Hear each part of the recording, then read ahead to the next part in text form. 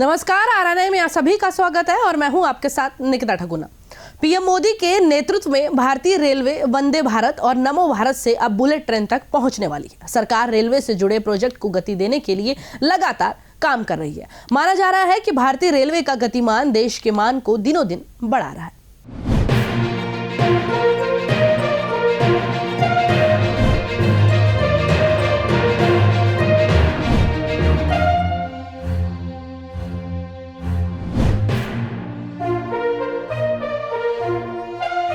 केंद्र सरकार रेलवे की सुविधाओं को बढ़ाने के लिए लगातार काम कर रही है। पीएम मोदी के नेतृत्व में देश को वंदे भारत ट्रेन और नमो भारत से अब बुलेट ट्रेन तक मिलने वाली है। सरकार रेलवे से जुड़े प्रोजेक्ट को गति देने के लिए लगातार काम कर रही है। माना जा रहा है कि भारतीय रेलवे में लगातार हो रही प्रगति देश के मान को दिनों दिन बढ़ा रही है। वहीं देश में चल रहे रेलवे के प्रोजेक्ट बुलेट की रफ्तार से चल रहे हैं। सरकार का लक्ष्य देश की रेलवे को दुनिया की नंबर 1 रेलवे बनाना है।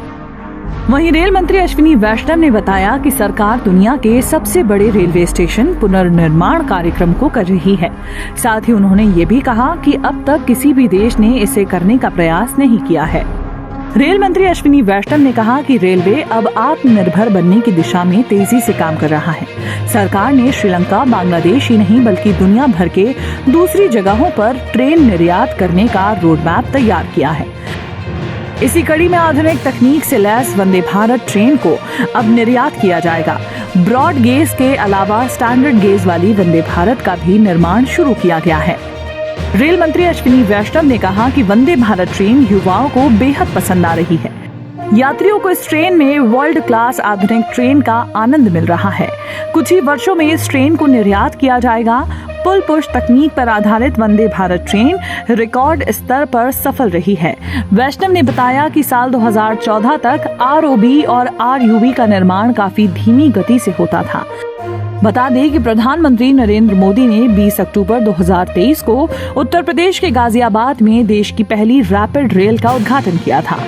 प्रधानमंत्री नरेंद्र मोदी ने भारत में रीजनल रैपिड ट्रांजिट सिस्टम के साहिबाबाद को दुहाई डिपो से जोड़ने वाली रैपिडेक्स ट्रेन को हरी झंडी दिखाई थी। ये भारत की पहली रैपिडेक्स ट्रेन है जिसे नमो भारत के नाम से जाना जाता है।